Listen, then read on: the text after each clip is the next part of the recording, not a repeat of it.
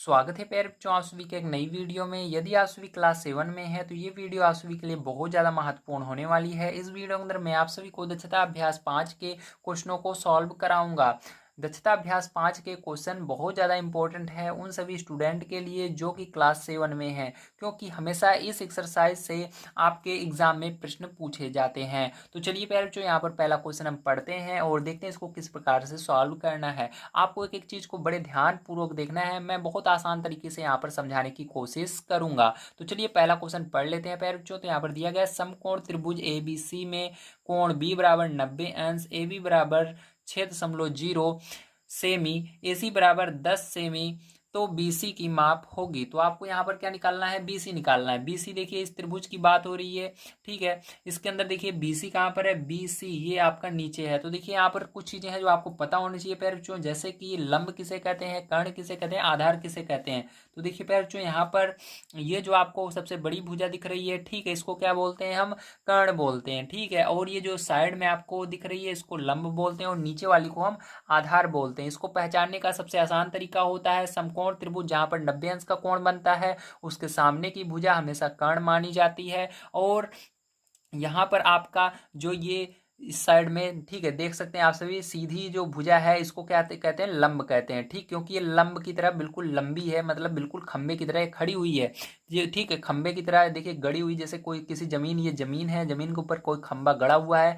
इस तरह से जब कोई भुजा दिखे तो उसको हमेशा लंब मानना है। जो बिल्कुल नीचे है जमीन की तरह है उसको हमेशा आधार मानना है। जमीन को दूसरी भाषा में आधार भी कहते हैं, ठीक है। इस तरह से आप इसको समझ सकते हैं। अब यहाँ पर प्यारे बच्चों हम क्या करेंगे, यहाँ पर हमको मान निकालना है किसका? BC का। तो यहाँ पर देखिए आपके लिए ये जो भुजाएं हैं ये ज़्यादा महत्वपूर्ण है और ये जो 90 अंश दिया गया ये भी महत्वपूर्ण है, क्योंकि जो हम आप फॉर्मूला लगाने जा रहे हैं, ठीक है, वो केवल जो समकोण त्रिभुज होता है, जो 90 अंश का त्रिभुज होता है उसी के अंदर लगता है। अगर 90 अंश का कोण नहीं बन रहा है तो वहां पर नहीं लगेगा। 90 अंश का कोण तभी बनता है जब कोई जमीन पर बिल्कुल सीधे खंबे की तरह कोई दूसरी, यहाँ पर कोई दूसरी, ठीक है, यहाँ पर क्या कहते हैं इसको, रेखा गई हुई हो, ठीक है। तो यहाँ पर अगर कोई रेखा गई हुई है बिल्कुल खंबे की तरह, जैसे ये देखिए यहाँ पर एक रेखा है, ठीक है, यहाँ पर एक लाइन है, लाइन के बिल्कुल यहाँ पर लास्ट में एक बिल्कुल सीधी लाइन और गई हुई है, रेखा गई हुई है, ठीक है। तो यहाँ पर समकोण के त्रिभुज बनता है, हमेशा याद रखना है, क्योंकि आगे जब हम क्वेश्चन पढ़ेंगे करेंगे सॉल्व तो वहाँ पर आपको कभी कभी ऐसे रहेगा कि आपको 90 अंश नहीं दिया होगा, तो आपको यहाँ पर जो मैं बता रहा हूँ तरीका उसी तरह से समझना होगा कि हाँ यहाँ पर 90 अंश का कोण बन रहा है, ठीक है। कब कैसे समझना है?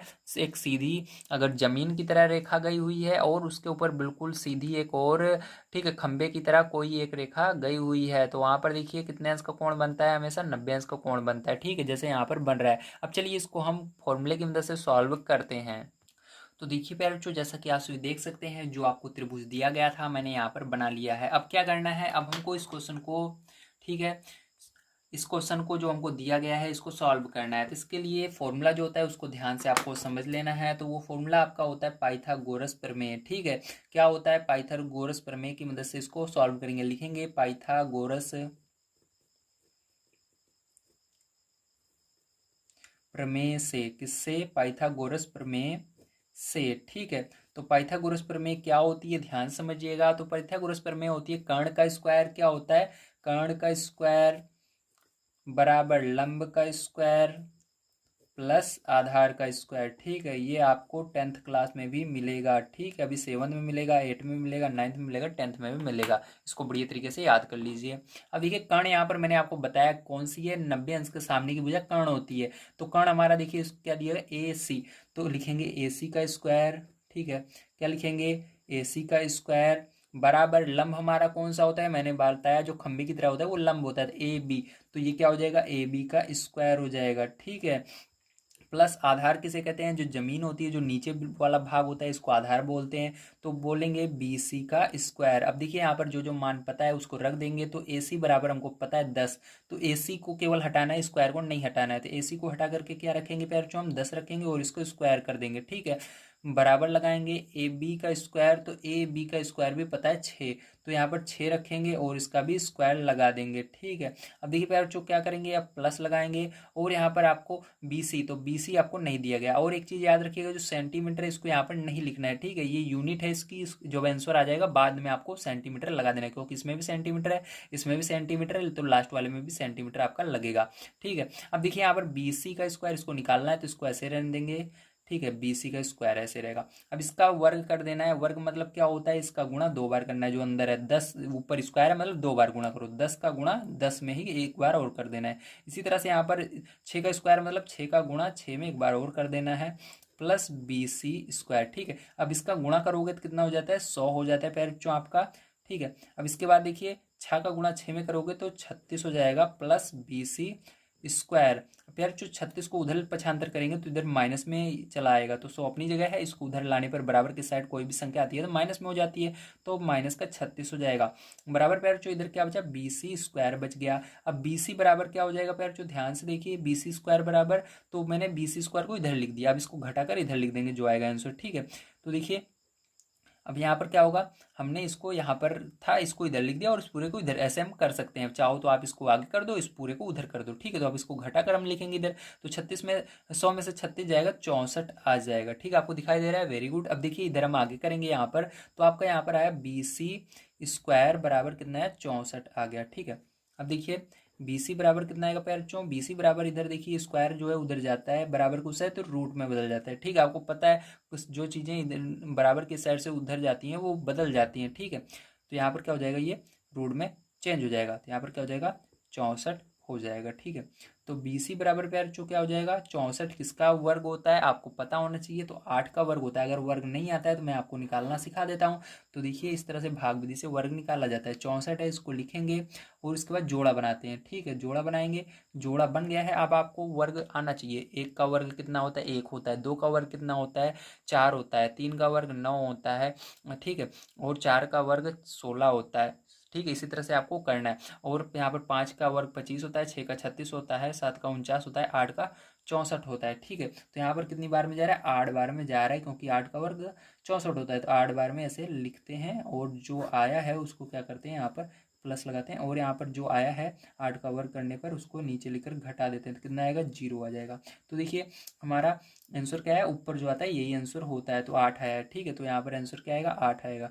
तो आप सभी को अगर भाग विधि से नहीं आता है तो कोई बात नहीं है, अभी हम और भी इसके अंदर सवालें करेंगे, उसके अंदर आपको समझ में आ जाएगा। ठीक है, या आपको याद भी होना चाहिए कि 64 किसका वर्ग होता है। ठीक है, ऐसे याद कर लीजिए, 1 का वर्ग एक होता है, 2 का वर्ग 4 होता है, ऐसे याद कर लीजिएगा। ठीक है, तो चलिए अब आगे देखते हैं। यहाँ पर आपका आंसर आ गया है, यही होगा 8 सेमी। क्या होगा, 8 सेमी आपका आंसर यहाँ पर होगा। ठीक है, आपको पता चल गया होगा कि किस तरह से मैंने लाया, वेरी गुड। चलिए अब देखते हैं इसके बाद इसका नेक्स्ट क्वेश्चन सेकंड नंबर का किस तरह से होगा प्यारे बच्चों।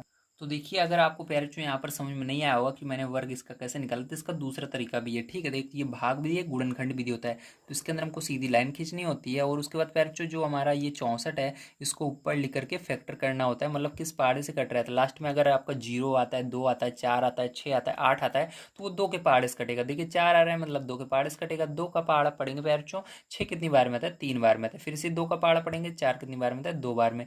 फिर से आपको इस तरह लाइन खींचनी है, अभी भी 2 आ रहा है मतलब 2 के पहाड़े से पूरा कट जाएगा। तो 2 के पहाड़े में 3 से कम क्या आता है, 2 आता है, लेकिन कितनी बार में आता है, 1 बार में। तो 1 लिखना है, यहाँ पर बच गया क्या, क्योंकि 2, 3 के पहाड़े में 2 आया था, इसलिए 3 में से 2 निकालोगे, 1 बचा यहाँ पर, 1 और इधर 2, मतलब ये कितना बना, 12 बना। ठीक है, तो 2 के पहाड़े में 12 कितनी बार में आता है, 6 बार में आता है। इसी तरह से फिर से आप भाग दोगे 2 से, ठीक है, तो कितनी बार में जाएगा, 8 बार में जाएगा। इसी तरह से 2 से भाग दोगे 8 में, 4 बार में जाएगा। फिर 2 से दोगे तो 2 बार में जाएगा, 2 से दोगे तो 1 बार में। अब क्या करते हैं, यहाँ पर देखिए हम वर्ग निकाल रहे हैं, तो वर्ग में 2 2 का जोड़ा बना लेते हैं, तो 2 का जोड़ा ये बन गया, ये भी बन गया, ये भी बन गया। ठीक है, लेकिन संख्या एक जैसी होनी चाहिए। देखिए यहाँ पर सभी संख्याएं जिसका हमने जोड़ा बनाया एक जैसा, यहाँ पर भी 2 2 है, यहाँ पर भी 2 2 है, यहाँ पर 2 2 है। ठीक है, तो अब जोड़े में से एक एक संख्या आपको निकाल कर गुणा करके लिख लेना है। तो इसके अंदर से देखिए 2 निकल जाएगा, इसके अंदर से भी 2 निकल जाएगा, इसके अंदर से 2, तो सबका गुणा कीजिए। 2 का गुणा 2 में करोगे 4 होगा, 4 को गुणा 2 में करोगे 8 हो जाएगा। तो यहाँ पर आपका क्या आ गया, 8 आ गया। ठीक, इस तरह से करो या इस तरह से करो, दोनों तरीका बिल्कुल आसान है। ओके, चलिए अब चलते हैं, आप सेकंड नंबर का क्वेश्चन समझते हैं।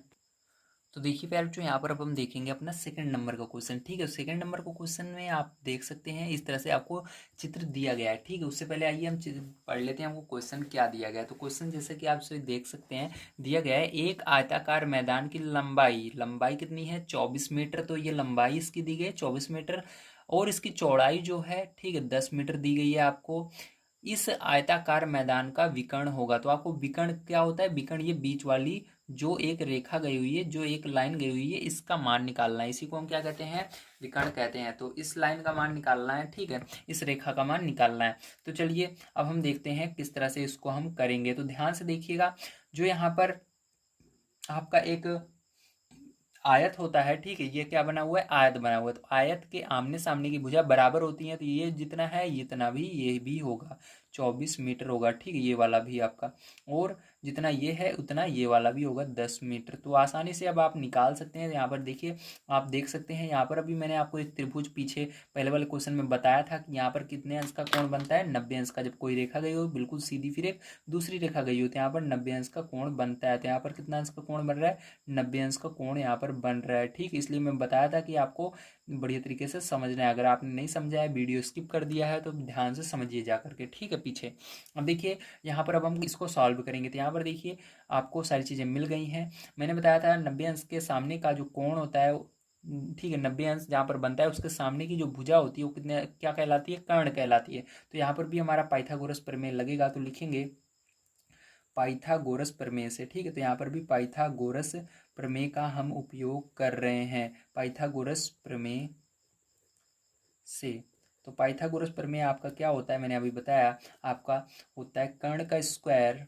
ठीक, क्या होता है, कर्ण का स्क्वायर बराबर लंब का स्क्वायर प्लस आधार का स्क्वायर, ये होता है। ठीक है, तो इसके अंदर आपको अब इस त्रिभुज के अंदर ये जो त्रिभुज आपका दिया गया, चाहे ऊपर वाला त्रिभुज लीजिए चाहे नीचे वाला त्रिभुज ले रहे हैं, तो हमें त्रिभुज किससे ले रहे हैं, बी सी डी से। ठीक है, तो आपको बी सी डी से लेना है। जो समकोण होता है उसको बीच में लिखते हैं, तो बी सी डी इस तरह से। तो बी सी डी में त्रिभुज बी सी डी में, अब ध्यान से समझिएगा। अब इसके अंदर त्रिभुज बी सी डी में हम लिखेंगे कर्ण हमारा क्या है। तो कर्ण मैंने बताया 90 अंश के सामने की जो भुजा है ये क्या है, कर्ण है। तो देखिए यहाँ पर ये जो भुजा है आपकी क्या होगी, 20D यहाँ से लेकर यहाँ तक। ठीक है, तो BD पहले छोटे वाले को लिखते हैं, उसके बाद बड़े वाले को लिखते हैं। तो यहाँ पर लिखेंगे BD का स्क्वायर बराबर लंब क्या होगा, लंब ये वाला होगा आपका। तो इसके अंदर छोटा कौन सा है, B है, फिर C है। ठीक है, तो लिखेंगे BC का स्क्वायर प्लस आधार क्या होगा, CD होगा। तो लिखेंगे CD का स्क्वायर। अब जो चीज़ें पता है इसको यहाँ पर ये रख लेते हैं। तो यहाँ पर देखिए BD क्या आपको पता है, नहीं यही निकालना है, जिसको ऐसे रहने देंगे। BD का स्क्वायर बराबर यहाँ पर BC आपको पता है क्या, तो BC आपको पता है कितना है, 10 मीटर। तो यहाँ पर 10 मीटर, 10 मीटर नहीं लिखना है, केवल 10 लिखना है और इसका स्क्वायर कर देना है। ठीक, क्योंकि यहाँ पर ऊपर स्क्वायर है, प्लस यहाँ पर CD पता है 24, तो 24 लिखेंगे और इसका भी स्क्वायर कर देंगे। ठीक है, अब देखिए यहाँ पर BD का स्क्वायर बराबर 10 का स्क्वायर क्या होगा, मतलब 10 का गुणा 10 में करना होता है, प्लस 24 का स्क्वायर मतलब 24 का गुणा 24 में करना होता है। या तो आपको स्क्वायर पता हो, ठीक, आप पहले से इसको लिख करके याद कर लें, गुणा करके सबका। तो यहाँ पर आइए हम लिख लेते हैं। तो यहाँ पर BD का स्क्वायर आपका हो जाएगा 10 का गुणा 10 में करोगे 100 होता है, तो यहाँ पर 100 हो जाएगा। और यहाँ पर जब आप 24 का गुणा 24 में करोगे तो कितना हो जाएगा, 576 हो जाएगा। कितना हो जाएगा, 576 हो जाएगा। आप दोनों को जोड़ लेंगे तो हो जाएगा BD का स्क्वायर बराबर, यहाँ पर देखिए 576 में 100 जोड़ोगे 676 हो जाएगा। तो अब देखिए ये स्क्वायर उधर जाएगा तो अंडर रूट में बदल जाएगा, तो हो जाएगा BD बराबर अंडर रूट 676। ठीक, अब इधर देखेंगे, अब यहाँ पर BD बराबर आपको अंडर रूट, यहाँ पर रूट निकालना होगा, पता लगाना होगा कि 676 आखिर किसका वर्ग है। ठीक है, तो दो विधि मैंने बताई, एक गुणनखंड विधि बताई, एक भाग विधि। तो यहाँ पर हम क्या करेंगे, भाग विधि का प्रयोग करेंगे, क्योंकि भाग विधि से बहुत जल्दी आंसर आ जाता है। तो यहाँ पर क्या करेंगे, 676 हम ऐसे लिखेंगे और इसका पीछे साइड से जोड़ा बनाएंगे। इस साइड से दो दो का जोड़ा बनाते हैं, तो 2 का जोड़ा बन गया है। अब यहाँ पर जो रह गई है संख्या उसको आपको अब क्या करना है, वर्ग लेना है। सभी संख्या का स्टार्टिंग से वर्ग देखना है जो कि 6 से आगे न जाए। तो 1 का वर्ग देखिए 1 होता है, 2 का वर्ग लेंगे 4 होगा, ठीक है। और इसके बाद चलिए 3 का वर्ग लेकर देखते हैं। 3 का लेंगे लेकिन ज़्यादा हो जाएगा, कितना हो जाएगा, 9 हो जाएगा। तो आपको 3 नहीं लेना है क्योंकि 6 से आगे नहीं जाना है, वर्ग ऐसे कर रहे हो। तो यहाँ पर 2 लेंगे, ठीक है। तो 2 ले रहे हैं तो 2 ऊपर लिखेंगे, 2 यहाँ पर भी लिखेंगे, 2 यहाँ पर भी लिखते हैं, प्लस लगाते हैं। अब 2 का वर्ग करने पर जो आता है उसको यहाँ पर लिखते हैं, 2 का वर्ग करने पर 4 है उसको यहाँ पर लिख करके घटाते हैं। तो घटाओ, कितना आ गया, 2 आ गया। अब ये जो अगला जोड़ा है पूरा जोड़े के साथ उतरेगा, एक संख्या नहीं उतरेगी, तो ये 76 पूरा नीचे आ जाएगा। अब इन दोनों को देखिए प्लस का निशान है, जोड़ेंगे, जोड़कर थोड़ा इधर इस साइड जगह छोड़ते हैं और इधर लिखते हैं इसको, ठीक है। तो 2 2 कितना हो जाएगा, 4 हो जाएगा। अब 4 का पहाड़ा पढ़ना है आपको, 27 से आगे नहीं जाना चाहिए, ठीक है। तो चलिए 4 का पहाड़ा पढ़िए। क्यों कि मैंने 27 लिया, क्योंकि 4 का पहाड़ा पढ़ते 2 से आगे नहीं जाए, मतलब 4 के पहाड़े में 2 आ ही नहीं रहा है, इसलिए मैंने दोनों संख्या को लिया, ठीक है, दोनों अंकों को लिया। तो यहाँ पर 2 अंक ले लिया मैंने। 4 का पहाड़ा पढ़ना है, 27 से आगे नहीं जाना चाहिए। तो 4 4 4 दूनी 8, 4 3 12, 4 4 16, 4 5 20, 4 6 24, 4 7 28। तो 7 बार में ज़्यादा जा रहा है, तो 4 6 24, 6 बार में जाएगा। तो आपको क्या करना है, साइड में पहले गुणा करके देख लेना है। ये 4 तो है, इसके अंदर 6 हम और लिखने वाले हैं, तो इसके बगल में 6 6 लिखकर गुणा करके देखना है। भले यहाँ पर प्लस लगाते हैं लेकिन इसको गुणा करके भी देखना है, वही यहाँ पर लिखा जाएगा। तो देखिए 6 छंग 36, 3 और 6 चौको 24, 24 3 27। तो हमारा पूरा यही आ रहा है, ठीक है। तो हम क्या कर सकते हैं, यहाँ पर सबसे पहले 6 लिखना है आंसर में, फिर यहाँ पर प्लस यहाँ पर लगाना है। उसके बाद हमारा गुणा करने पर क्या है इस पूरे का, तो 276 आ रहा है। तो माइनस करेंगे 0। तो आपका देखिए लास्ट में जब 0 आ जाता है इसका मतलब आपका जो आंसर है वो बिल्कुल सही जा रहा है, ठीक है, समझ में आ रहा है। अगर यहाँ पर 0 आ जाता है तो देखिए 0 आ गया हमारा। तो हमारा यहाँ पर जो बी डी बराबर होगा वो कितना होगा, 26 मीटर हो जाएगा, ठीक है। तो आपको समझ में आ गया, वेरी गुड। इस तरह से आप इसका वर्गमूल निकाल सकते हैं, ठीक है। तो ये आपकी भाग विधि से मैंने वर्गमूल निकालना भी आपको समझा दिया। चलिए इसके बाद देखते हैं अब तीसरा नंबर क्वेश्चन किस प्रकार से होगा।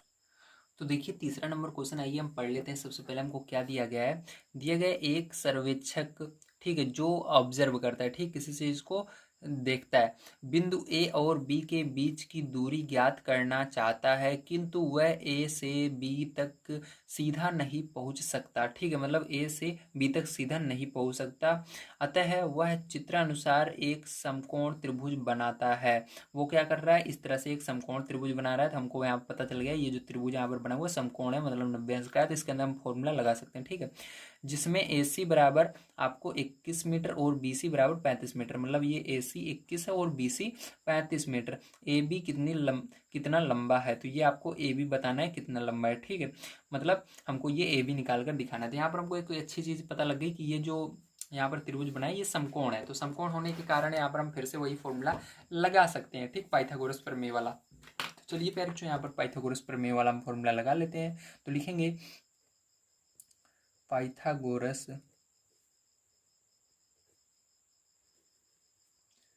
प्रमेय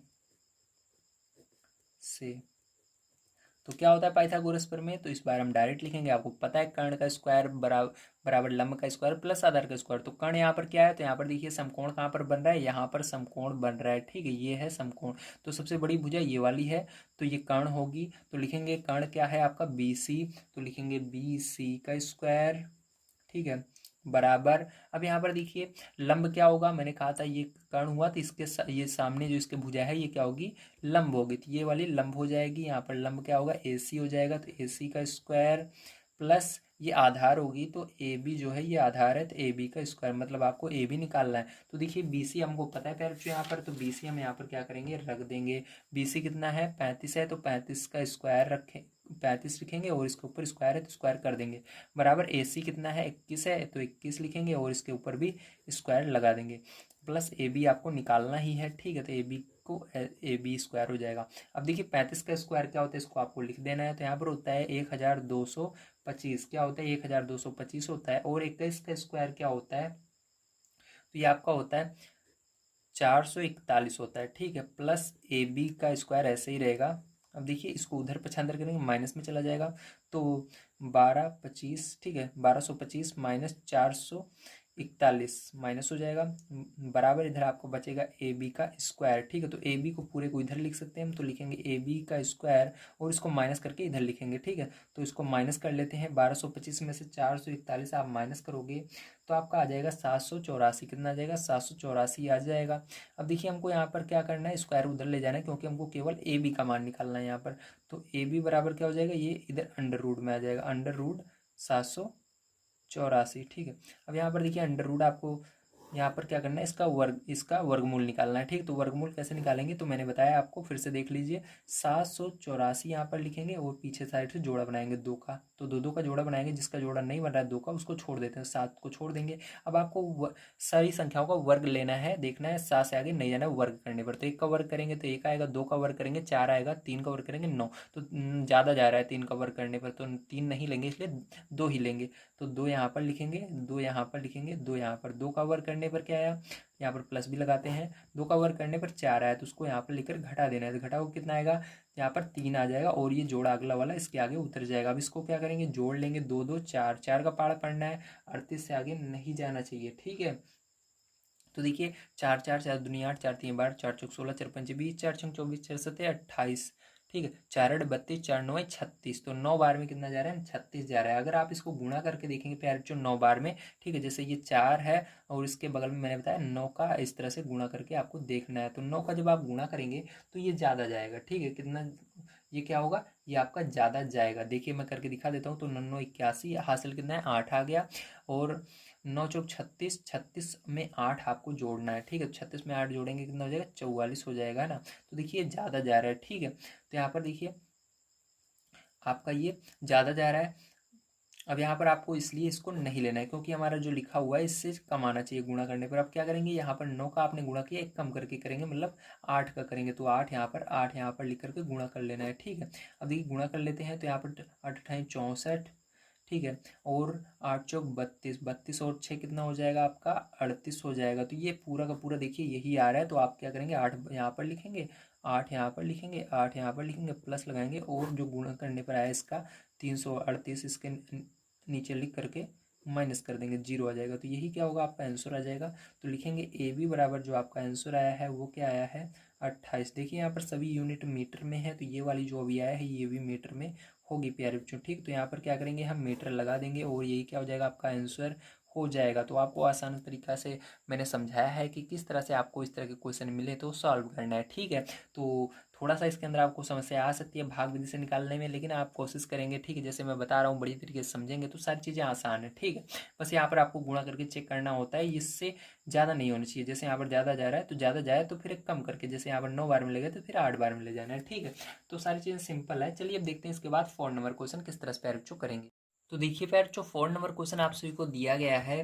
बिंदु ए बी एक है, एक सर्वेक्षक ए और बी के बीच की दूरी ज्ञात करने के लिए आकृति 5.60 मतलब इस आकृति की बात हो रही है के अनुसार एक समकोण त्रिभुज ए डी सी बनता है। तो फिर से एक समकोण त्रिभुज बन रहा है, ये आपको समकोण त्रिभुज दिया गया है। ठीक है, तो यहाँ पर समकोण बन रहा है, ध्यान रखिएगा, यहाँ पर दिया भी गया है। ठीक है, देखिए यहाँ पर आप जैसे देख सकते थे इसके अंदर बिल्कुल सीधा त्रिभुज था, लेकिन इसके अंदर समकोण तो है लेकिन इसको थोड़ा सा टेढ़ा कर दिया गया है। ठीक है, अब आगे देखते हैं।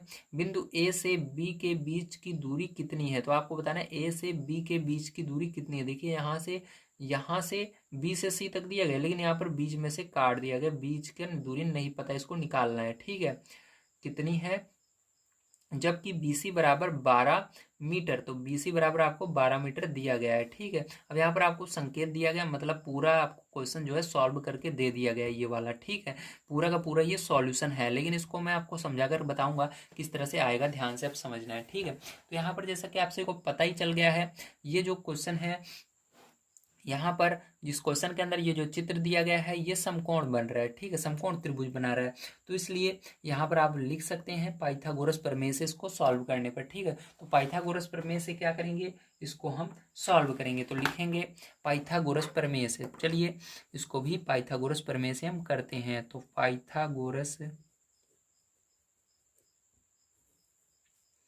प्रमेय से तो पाइथागोरस प्रमेय से हम करेंगे इसको। तो पाइथागोरस प्रमेय आपकी क्या होती है तो मैंने आपको बताया है। आपका कर्ण का स्क्वायर, तो देखिए यहाँ पर क्या बन रहा है, समकोण त्रिभुज बन रहा है, यहाँ पर 90 अंश का कोण बन रहा है। इसके सामने की भुजा कौन सी होगी, ये वाला। तो ये कर्ण है आपका पूरा का पूरा, ए से लेकर सी तक। इतना ही मत लीजिएगा क्योंकि यहाँ पर 12 मीटर दिख रहा है, पूरा लेना है आपको, ठीक है। तो यहाँ पर लिखेंगे ए सी का स्क्वायर बराबर, अब उसके बाद लंब कौन सा होगा, तो मैंने बताया उसके जस्ट उसके सामने वाली जो आपका कर्ण रहता है उसके सामने की जो भुजा होती है वो लंब होती है। तो ये लंब होगा सी डी, तो सी डी का स्क्वायर प्लस आधार क्या होगा, आधार आपका ये वाला होगा। तो यहाँ पर ए डी क्या होगा, आधार होगा ए डी का स्क्वायर। अब यहाँ पर मान को हम रखेंगे, तो यहाँ पर ए सी का मान आपको पता है क्या, तो ए सी का मान आपको नहीं पता, तो इसी को निकालेंगे। तो रहने देंगे ए सी को हम ऐसे, क्यों नहीं पता, क्योंकि हमको इतनी दूरी पता है, आधी नहीं पता, ठीक है, तो उसको छोड़ देंगे। अब देखिए सी डी आपको पता है, तो सी डी आपको पता है 40 मीटर, तो 40 यहाँ पर रखेंगे और इसका स्क्वायर कर देंगे, प्लस ए डी यहाँ से यहाँ तक 30 मीटर है तो 30 रखेंगे और इसका भी स्क्वायर कर देंगे।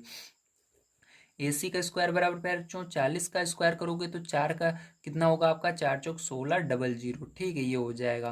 प्लस 30 का स्क्वायर करोगे, 3 का स्क्वायर 9 और डबल जीरो, ठीक है। जो जितने जीरो रहेंगे उसका दुगना कर देते हैं, एक जीरो है तो स्क्वायर कर रहे हैं 2 हो जाएगा यहाँ पर, ठीक है। 3 का स्क्वायर मैंने किया 9 हुआ और एक जीरो है उसका दुगना 2 जीरो हो जाएगा, इस तरह से, ठीक है। अब दोनों को जोड़ लेंगे यहाँ पर, तो ए सी का स्क्वायर पैर चो क्या हो जाएगा, जोड़ेंगे तो यहाँ पर देखिए 16, यहाँ पर देखिए डबल जीरो, जीरो जीरो जुड़ेगा जीरो ही होगा, ये जीरो जुड़ेगा जीरो, 9 और 6 जोड़ोगे 15 हो जाएगा, हासिल एक और एक 2 हो जाएगा, ठीक है। अब देखिए ए सी बराबर पैर चो क्या आएगा, इधर क्या आएगा, अंडर रूट के अंदर आ जाएगा, कितना आ जाएगा अंडर रूट के अंदर, 2500। तो अब यहाँ पर क्या निकालना है आपको, इसका वर्गमूल निकालना है। तो वर्गमूल निकालना बहुत आसान है, मैंने आपको बताया था, लेकिन यहाँ पर डायरेक्ट निकल जाएगा। जैसे हमने 30 का वर्ग किया 900 आया, उसी तरह से इसको निकाल देंगे। तो 25 किसका वर्ग होता है आपको पता होना चाहिए, तो यहाँ पर 25 होता है 5 का, तो 5 लिखना है और 2 जीरो है मतलब एक जीरो लगा देना है, बस। बड़े सिंपल, जैसे अभी 30 का हमने 900 किया उसी तरह से उल्टा कर दिया। हमने देखा कि 25 किसका होता है, 5 का होता है और 2 जीरो है, एक जीरो लगा देना है, बस, ठीक है। अब ये इसके अंदर देखिए सब में मीटर था, तो यहाँ पर भी क्या करेंगे, मीटर लगा देंगे। लेकिन ये आपका भी आंसर नहीं आया क्योंकि हमारा यहाँ से यहाँ तक दूरी आई है। तो देखिए यहाँ से यहाँ तक दूरी आई है, मतलब हमको निकालना है ए बी। तो ए बी निकालने के लिए पहले तो क्या करेंगे, ध्यान से आप समझिएगा, ठीक। तो ये आपका ए सी बराबर आया अभी। तो ए बी के लिए पैर चो क्या करना है आपको, तो ए बी देखिए आपका क्या है, ए बी निकालना है, ठीक है। तो ए बी कैसे निकलेगा, अगर हम पूरी दूरी यहाँ से यहाँ तक दूरी है, इसमें से अगर हम इतनी घटा दें, ठीक है, मतलब यहाँ से यहाँ तक दूरी घटा दें तो कितना आ जाएगा हमारा, ये वाला आ जाएगा, ठीक, क्योंकि ये वाला तो निकल जाएगा, इतने पूरे में से इतने पूरे को निकाल देते हैं तो केवल इतना तो बचेगा आपका यहाँ से यहाँ तक। तो यही करेंगे हम, बी ए सी में से क्या करेंगे, ए सी में से माइनस कर देंगे इस बी सी को, ठीक है। तो बी सी को माइनस कर देना है। अब देखिए ए बी बराबर क्या हो जाएगा आपका यहाँ पर, अब यहाँ पर ए सी आपका देखिए अभी निकला 50, तो 50 में से क्या करेंगे, इसको माइनस कर देंगे इतने को, 12 को, ठीक है। तो यहाँ पर आपका आ जाएगा, तो यहाँ पर ए बी बराबर क्या आ जाएगा, यहाँ पर हासिल दोगे 10 में से 2 जाएगा 8 जाएगा और 4 में से 1 3, तो 38 आ जाएगा। 38 मीटर क्या आएगा, 38 मीटर आपका आंसर आएगा, क्योंकि सभी मीटर लगा हुआ है सब में, तो इसमें भी मीटर लगा रहेगा, ठीक है। तो यही हो जाएगा पैरचो आपको करेक्ट आंसर, ठीक है। समझ में आ गया आप सभी को, वेरी गुड। चलिए अब चलते हैं इसके बाद इसके आगे 5 नंबर क्वेश्चन पर, उसको पढ़ते हैं और उसको भी सॉल्व करते हैं। तो देखिए प्यारे बच्चों, यहाँ पर 5 नंबर क्वेश्चन आपको दिया गया है। एक सड़क के दोनों किनारों पर 2 मकान आमने सामने हैं। 50 मीटर लंबी सीढ़ी का एक सिरा सड़क के एक ओर स्थित मकान की दीवार पर 48 मीटर ऊंचाई तक पहुंचता है तथा दूसरे किनारे वाले मकान की दीवार पर यह केवल 14 मीटर ऊंचाई तक पहुंचता है। सड़क की चौड़ाई ज्ञात कीजिए। संकेत आपको दिया गया है, चित्र अनुसार सड़क की चौड़ाई हो जाएगी बी डी बराबर, बी डी मतलब 2 भागों में बांटा गया है, बी सी और सी डी, ठीक है। चलिए ये तो कोई मतलब नहीं हुआ। अब चलिए ध्यान समझिए, ठीक है, अब कैसे करना है आपको इसको। अब यहाँ पर देखिए, जैसा कि आप सभी देख सकते हैं, ये क्या है, ये आपका चित्र है, ठीक है। और यहाँ पर आप देख सकते हैं, यहाँ पर भी आपका क्या बन रहा है, समकोण त्रिभुज बन रहा है, और यहाँ पर भी समकोण त्रिभुज बन रहा है। 2 इसके अंदर त्रिभुज हैं, दोनों में समकोण बन रहा है, ठीक है। अगर हमको निकालना है ये दूरी, यहाँ से लेकर के क्या करना है हमको, यहाँ से लेकर के यहाँ तक की पूरी दूरी निकालना है, ठीक है। तो आपको बता देते हैं बढ़िया तरीके से। तो यहाँ से लेकर के आपको यहाँ तक की पूरी दूरी निकालना है पैरचो, ठीक है, यहाँ से यहाँ तक की। तो इसके लिए क्या करेंगे, अगर आप इस BC को और इसको निकाल करके दोनों को जोड़ देंगे तो आ जाएगा, मतलब आपको आपको बुक में दिया भी गया है, BC प्लस CD, इस तरह से आप निकालेंगे तो आपकी पूरी दूरी मतलब यहाँ से यहाँ तक सड़क है इसकी आ जाएगी, BD की दूरी आ जाएगी। ठीक है, BD मतलब यहाँ से यहाँ तक की सड़क कितनी दूरी है, BD है, BD, तो BD बराबर आ जाएगा। अब कैसे निकालेंगे ध्यान से समझिए, ठीक है इसको।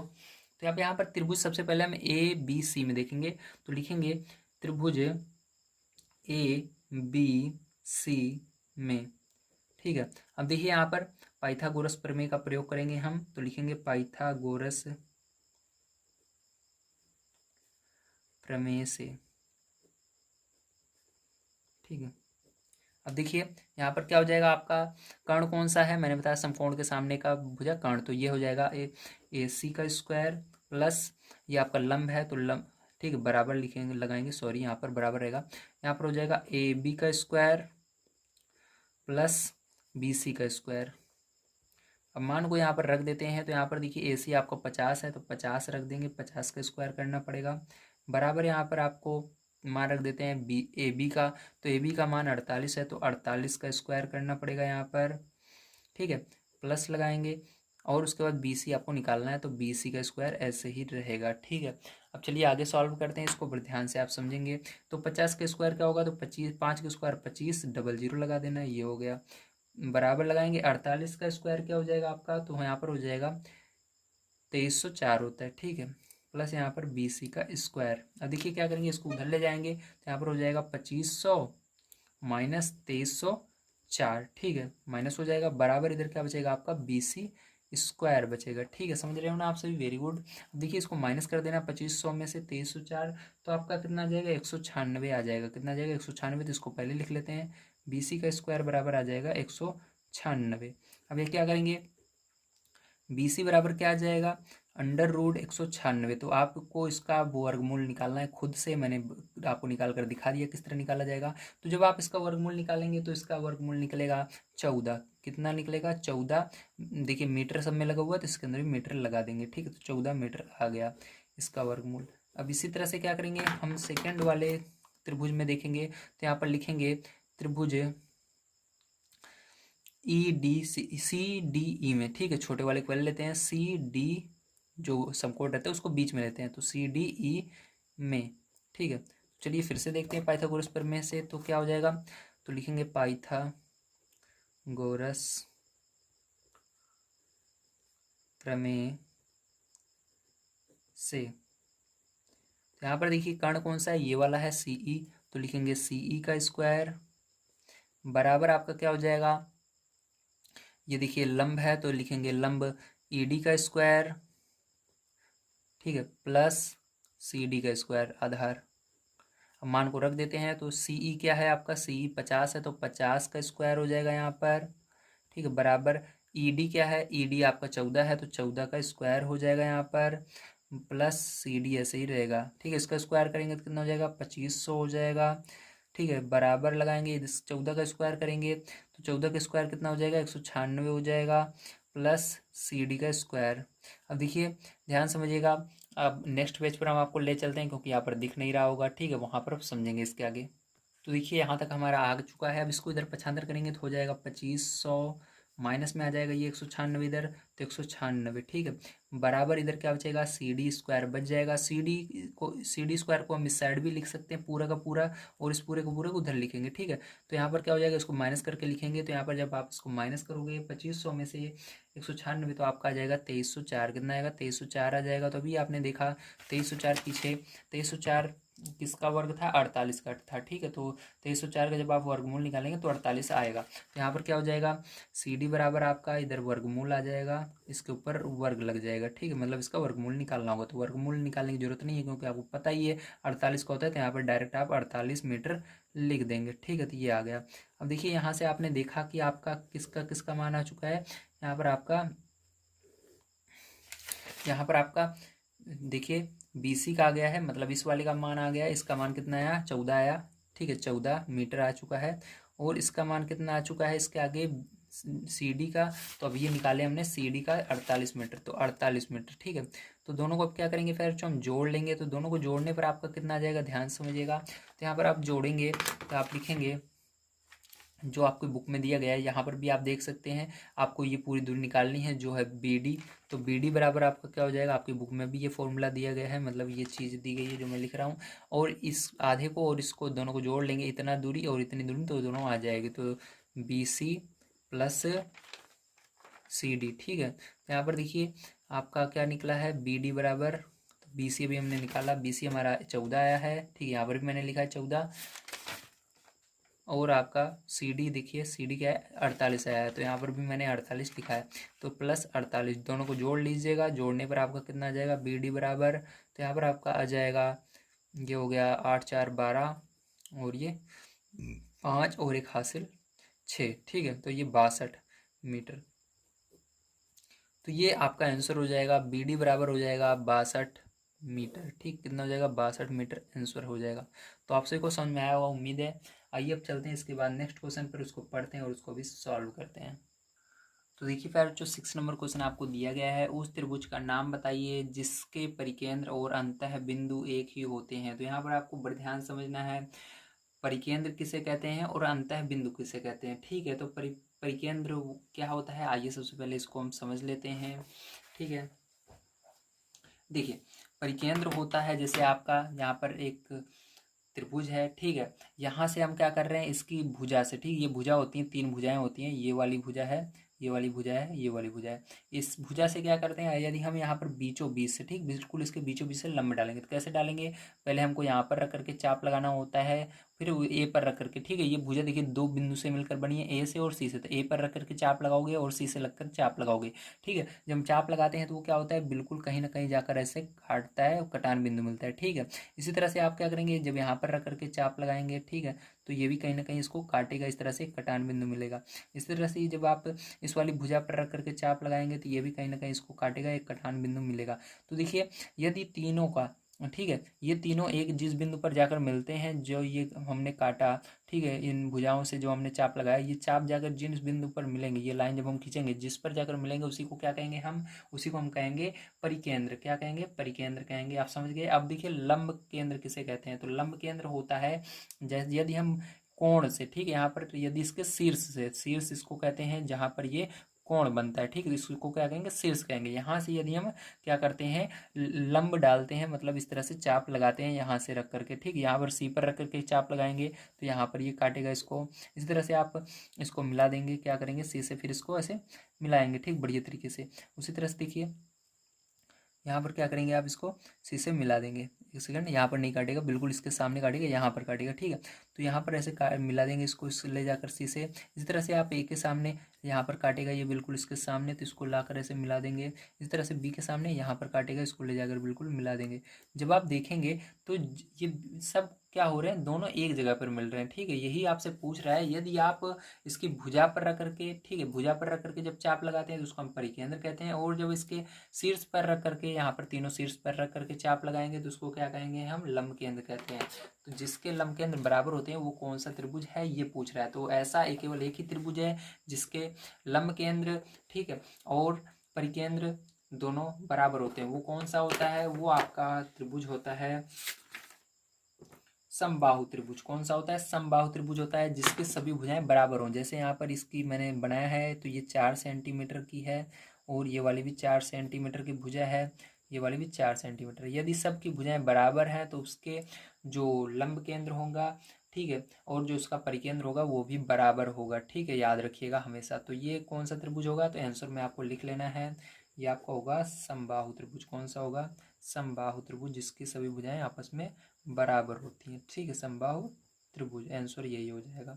चलिए इसके बाद इसका लास्ट क्वेश्चन देख लेते हैं, 7 नंबर का। आज की वीडियो में बस इतना ही हम देखेंगे, क्योंकि वीडियो ज़्यादा लंबी हो गई है। कल की वीडियो, ये मतलब इसके आगे की वीडियो देखने के लिए आप कमेंट बॉक्स में चेक कीजिए, वहाँ पर आप कमेंट भी कर सकते हैं कि आपको वीडियो कैसा लगा। अगर अब आपको अच्छा लगा तो उसको भी बताइए, वहीं पर सबसे ऊपर आपको क्या मिलेगी, इसके आगे की वीडियो मिल जाएगी, ठीक है। और यहाँ पर आई बटन में भी मैंने देखने की कोशिश करूँगा, या यहाँ पर भी शो हो रही होगी, ठीक है। अगर यहाँ पर नहीं शो हो रही है तो आप जल्दी कमेंट बॉक्स में जाइए, वहाँ पर कमेंट भी करिए, और आप उस लिंक पर क्लिक करके इसके आगे की वीडियो, इसके आगे का जो क्वेश्चन है उसको भी देख लीजिए, ठीक है। चलिए अब हम देखते हैं इसके आगे 7 नंबर का क्वेश्चन क्या दिया गया है और किस तरह से करना है। तो 7 नंबर क्वेश्चन आपको दिया गया है, यहाँ पर देखेंगे हम। तो 7 नंबर क्वेश्चन आपको दिया गया है, 3 यहाँ पर कॉमा रहेगा, ठीक, पॉइंट नहीं रहेगा। 3,4,5 पाइथागोरस त्रिक है। इस त्रिक के 3 अपवर्त त्रिक भी लिखिए। तो इसके अपवर्त त्रिक इन तीनों के लिखने हैं। तो यहाँ पर आपको क्या दिया गया है, यहाँ पर आपको दिया गया है 3, 4 और 5, ठीक है। तो इसके आगे लिखना है। तो देखिए इस त्रिक लिखने का बहुत आसान तरीका होता है। इसके आगे अगर अपवर्त त्रिक पूछ रहा है तो मतलब इसके अंदर 2 से गुणा करना है, मतलब इसके आगे आपको गुणा करते हुए चलना है। तो इसके अंदर आप 2 का गुणा करेंगे सब में, तो 2 का गुणा इसमें करोगे कितना आएगा ये, तो इसके अंदर करोगे तो आपका हो जाएगा पहला नंबर। 2 का गुणा करोगे तो 3 दूनी 6, इसके अंदर 2 का गुणा करोगे 4 में तो 8 आएगा, 5 में करोगे 2 का गुणा 10 आएगा। इसी तरह से फिर से आपने 2 का गुणा कर लिया, अब 3 का गुणा करना है। इस ऊपर वाले में 3 का गुणा करोगे कितना आएगा, 9 आएगा। और यहाँ पर करोगे 4 में तो कितना हो जाएगा, तो 4 में 3 करोगे 12 आएगा। इसी तरह से 5 में 3 करोगे तो 5 ये 15 हो जाएगा। इसी तरह से फिर से आपको गुणा करना है। अब 3 का कर लिया, अब 4 का कर लेना है। 4 क्या इसके अंदर 3 में करोगे तो कितना हो जाएगा, 12 हो जाएगा। 4 का इसमें करोगे 16 हो जाएगा। 4 का इसमें करोगे 20 हो जाएगा। इसी तरह से आगे और आप करते हुए चले जाओगे, ठीक। लेकिन आपसे 3 ही पूछ रहा है तो ये 3 लिख दोगे, बिल्कुल सही है, ठीक है। अब देखिए इसके आगे ध्यान से देखिए, आगे क्या कह रहा है, आगे भी क्वेश्चन है अभी आपका। दिखाइए कि 15, 20, 25 भी पाइथागोरियन त्रिक हैं। तो इसको भी बताना है। तो क्या बता रहा है, 15, 20, 25। तो 15, 20, 25 है कि नहीं इसको बताना है। तो इसके आगे चलिए और गुणा कर लेते हैं जब तक 15, 20, 25 नहीं आता। तो देखिए हमने 4 तक कर लिया था, अब 5 का करेंगे तो 5 तिहाई 15, ठीक है। और यहाँ पर 5 का करेंगे तो 20, यहाँ पर 50, 25, ठीक है। तो देखिए हमारा जो कह रहा था वो आ चुका है कि हमने इसको सिद्ध कर दिया कि जो 15, 20, 25 है वो हमारा इसका पाइथागोरियन त्रिक है। क्यों, क्योंकि हमने इसके आगे और गुणा किया, ठीक है। अभी तक हमने केवल 4 बार ही किया था, 5 बार जब हमने किया तो हमारा ये आ गया है, इसलिए ये सिद्ध हो गया, ठीक है। तो हम यहाँ पर इसको कर दिए हैं। तो यही आंसर हो जाएगा। इन तीनों को आप लिख दीजिएगा, बिल्कुल सही है। चाहो तो आप इसमें से कोई सा भी लिख सकते हो, इसके आगे भी गुणा करके लिख सकते हो, ठीक है, जहाँ तक आप करना चाहो। लेकिन आपको 3 पूछ रहा है तो 1, 2, 3 इनमें से कोई सा ये 3 लिख दीजिएगा, आंसर सही होगा। तो उम्मीद है आपसे को समझ में आया होगा। अब कल की वीडियो में मैं आपसे को इसके आगे के सॉल्यूशन दूंगा, ठीक है। आज की वीडियो यहीं तक रहेगी। तो नेक्स्ट वीडियो आप सभी को कमेंट बॉक्स में मिल जाएगी। जल्दी जाइए कमेंट कीजिए कैसा लगा वीडियो, और वहाँ पर वीडियो आपको मिल जाएगी, सबसे ऊपर लिंक दी गई है। तो मिलते हैं अगली वीडियो में। वीडियो देखने के लिए धन्यवाद। आप सभी का दिन शुभ हो। Thank you.